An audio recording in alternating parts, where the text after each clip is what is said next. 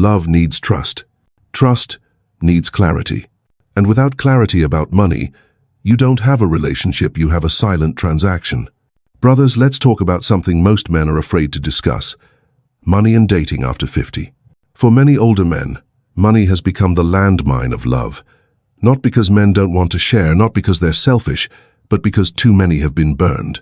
Divorce settlements, alimony, child support, financial exploitation. Men who spent decades building a nest egg, only to watch it vanish in court or in the hands of someone who never loved them in the first place. So when they try to date again, fear sits in the back of their minds. Does she want me, or does she want what I can give? It's a fair question, and if we're honest, it's one that has destroyed more trust than almost anything else in modern relationships. But here's the truth. Protecting yourself financially doesn't mean you have to be bitter. Setting boundaries doesn't mean you're stingy. In fact, boundaries are the foundation of trust. So today, we're going to talk about how older men can date without being financially exploited. We'll cover why money is such a trust killer, 5 financial principles every man over 50 needs in dating, and even role-play conversations, so you'll know exactly how to talk about money without killing the romance.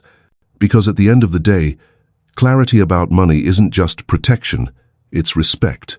And respect is the only soil where love can actually grow. Let's start with the obvious question. Why does money create so much suspicion in relationships? The answer, brothers, is history. A man in his 62nd wrote to us, "After my divorce, I lived in my car for years, paying child support and alimony. Never again." Another said, "I don't mind paying for dinner, but when every conversation comes back to money, it's not love, it's business." These are not isolated stories. They are patterns. And for men over 50, those patterns cut deep. Many carry scars from divorce settlements, endless alimony, or financial betrayal they never saw coming. These scars don't simply fade with time. They change how men see every new relationship. They plant suspicion where once there was trust. Why does money matter so much? Because money equals security. For older men, money represents decades of sweat, sacrifice, and discipline. It's not just numbers in a bank account, it's proof of their labor, the house they built, the children they raised, the freedom they worked for. And when that security feels threatened, dignity feels threatened too. Here's the core issue. Generosity and exploitation can look very similar in the short term. Both involve giving. Both might even look like love on the surface, but the difference lies in the heart behind it. True love reciprocates, exploitation drains. One divorced man said it best, "Being generous is a choice, being used is a trap." That sentence captures the fear many men over 50 feel when they re-enter the dating world. They don't want to stop giving, they don't want to stop loving, but they've learned that without boundaries, generosity can become a weapon used against them. And let's be honest, in modern dating, clarity is rare. Without clear rules about money, men feel unsafe. Without safety, they can't trust. And without trust, no relationship, whether marriage or dating, can survive. This is why money has quietly become the landmine of modern relationships.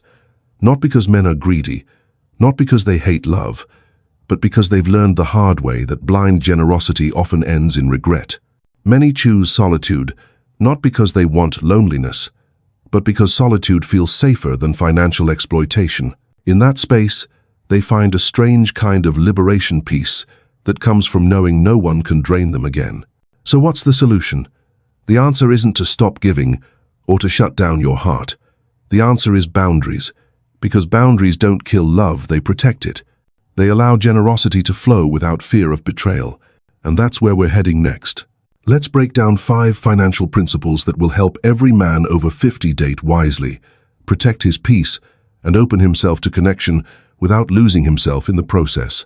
1. Keep accounts separate. The first rule is simple, brothers. Never merge finances too early.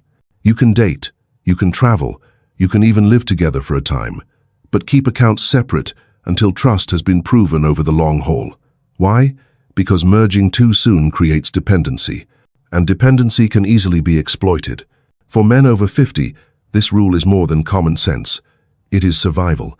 Many divorced men have lived through the nightmare of watching their hard-earned savings disappear in the name of shared responsibility. They thought joint accounts symbolized unity, But after betrayal, they realized those accounts became weapons used against them. The guideline here is clear. Your money is your responsibility. Her money is her responsibility. Shared expenses should always be agreed upon, never assumed. When both sides are clear, trust can actually breathe. But when one side assumes access without agreement, resentment is born. Older men who respect this principle often say they feel safer stepping into new relationships, not because they're afraid of love, but because they know that financial clarity is the foundation of trust. 2. Principles for spending on dates. Dating does not mean endless spending. The rule of thumb is this: be generous within reason, pay for dinner, enjoy experiences, but never fall into the trap of trying to buy affection. One man put it bluntly, "I don't mind paying, but if I feel like an ATM, I walk away." That line should echo in the mind of every man who dates after 50, because at this stage of life, extravagance is not romance, it's leverage. If a woman expects extravagance every single time, that is not partnership. That is dependency dressed up as affection. The new principle is clear. Affection should never be linked to expenditure. If she withdraws her warmth when you don't spend, it's not love, it's manipulation. Many men over 50 have learned this the hard way. They poured money into dinners, trips, and gifts, only to realize they were funding a lifestyle, not building a relationship. Today, wiser and calmer, they know better. Peace comes from generosity balanced by boundaries. And here's the irony. When you stop trying to buy attention, you actually attract women who value you for who you are, not what you can provide. That is freedom. That is dignity. 3. Min-max costs for travel and gifts. At this age, many men enjoy travel. Many also enjoy giving gifts. But here's the danger. Without limits, spending becomes a tool of manipulation. The solution is what I call min-max rules. Set personal limits for yourself.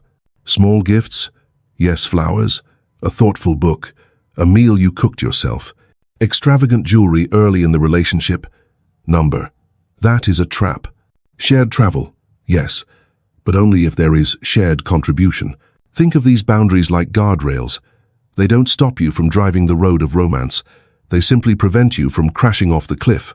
Divorced men who ignored this principle often admit they gave away too much, too soon. They thought generosity would buy security, but instead, they attracted dependency and entitlement. Older men who adopt this rule say they find peace in knowing they can still give without being drained. They can enjoy solitude when they choose, and connection when it is genuine without feeling manipulated by money. Remember this, brothers. Real love doesn't need a price tag.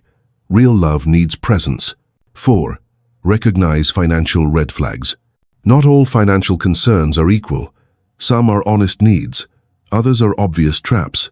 Major red flags include: she pressures you to invest in her projects quickly. She avoids contributing anything, ever. She insists on luxury experiences you cannot sustain. She talks more about your assets than your values. One red flag might be a mistake, but 3 in a row? That is not coincidence. That is a pattern. Men over 50 know how easy it is to ignore these signs. Loneliness can make you rationalize. Desire can blind you to reality. But ignoring the red flags often leads to the same outcome: betrayal, regret, and financial loss. Divorced men often admit they saw the signs early. They just didn't want to believe them. But wisdom after 50 means you cannot afford to ignore what your eyes clearly see. And here's the truth. Spotting red flags does not make you bitter. It makes you wise. Wisdom is what protects your freedom. Wisdom is what keeps your peace intact. Brothers, never confuse suspicion with clarity. When you see patterns that threaten your dignity, walk away. Solitude with peace is far better than connection built on manipulation. 5. Document agreements. If you live together. This may sound unromantic. Some might even call it cold, but it is reality. If you live with someone, document financial agreements. Who pays the rent? Who covers the bills? What happens if you split? Without written clarity, resentment grows like a shadow. With clarity, trust can breathe. Men over 50, especially those who went through marriage and divorce, understand this all too well. Many lost not just their homes, but their sense of security, because they assumed love would prevent conflict. But love without clarity is fragile. Documenting agreements doesn't kill romance. It protects it. It allows two people to enjoy connection without the constant undercurrent of suspicion. It says, we both respect each other enough to be clear. One man explained it well. I'd rather have an honest agreement that protects us both than a romantic illusion that collapses into betrayal. That is wisdom. That is maturity. So these are the 5 financial principles every man over 50 must carry into dating. Keep accounts separate. Spend wisely on dates. Set min-max limits on gifts and travel. Recognize red flags before it's too late. And document agreements if you live together. Each principle is not about building walls. They are about building guardrails. They don't block love. They simply protect you from betrayal. Brothers, you work too hard for your freedom to hand it away cheaply. You deserve peace, not exhaustion. You deserve solitude when you choose it, not when you're forced into it. And if you choose to love again, you deserve to love from strength, not from fear. Because in the end, real love is not measured by how much you spend. It is measured by how much respect you protect. Now let's talk about the hardest part. How do you bring up money without sounding cold, or worse, bitter? Here's the secret. It's not only what you say, it's how you frame it. Take this example conversation. Instead of saying, I don't want to get used, say this, I've worked hard for what I have. I want to share life with someone, not just my wallet. That means I believe in clear boundaries and fairness. Notice the shift. The first line sounds defensive, almost angry.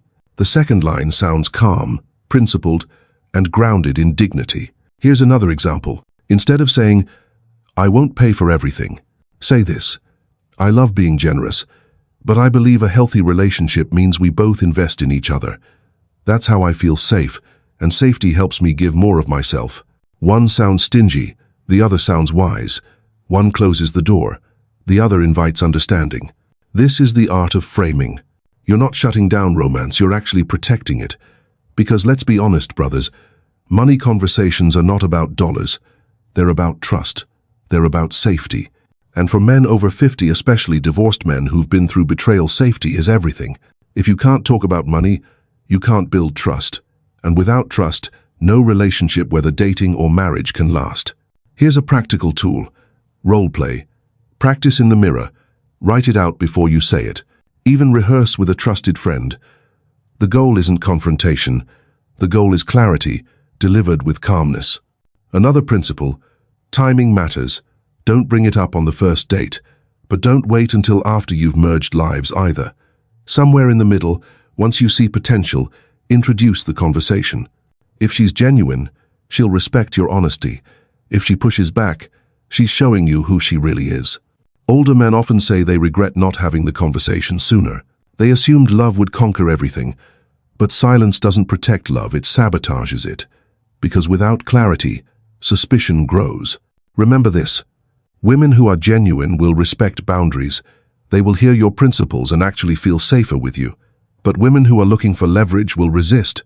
They'll twist your words. They'll call you cold. That's your signal. And signals are a gift because they save you years of wasted time. So don't fear the money conversation. Don't fear being honest.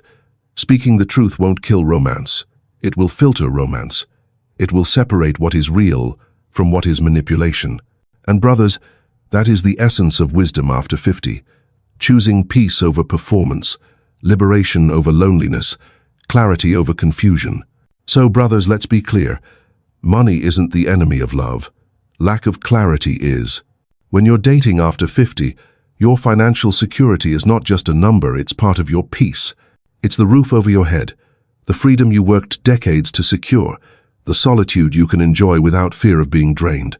Guard it wisely, not to build walls, but to set boundaries, not to push people away, but to create the conditions where trust can actually grow. Generosity without boundaries is weakness, but boundaries with generosity, that's strength. One gives from fear, the other gives from dignity. And that's the difference between feeling like a provider and feeling like a man being used. Here's the real secret: respect. If both people respect financial boundaries, trust flourishes. If not, you don't have love, you have a transaction. And brothers, transactions may work in business, but they will always fail in marriage or romance. Many divorced men will tell you this plainly. The money they lost wasn't the hardest part. It was the betrayal. It was realizing that years of effort, sacrifice, and giving weren't met with reciprocity. That's what hardened their hearts. That's what made them choose solitude over compromise. Not because they hate love, but because they love their peace more. So what does this mean for men? Over 50. It means you must date wisely. You must set boundaries without apology. Protect your peace like it's priceless, because it is.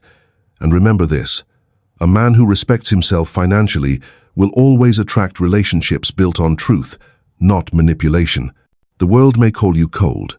Some may even call you bitter. But brothers, there's a difference between bitterness and liberation. Bitterness is when you close your heart because of pain. Liberation is when you open your eyes and protect your dignity. And if you choose to love again, let it be with clarity. Let it be with respect. Let it be with someone who values your presence more than your wallet. So I'll leave you with this question. What's one financial principle you live by to protect both your heart and your wallet? Share it in the comments. I'd love to hear your wisdom. Because when older men speak honestly, we don't just protect ourselves. We pass on the lessons that may save another man years of regret. And that, brothers, is how trust is rebuilt, one truth at a time.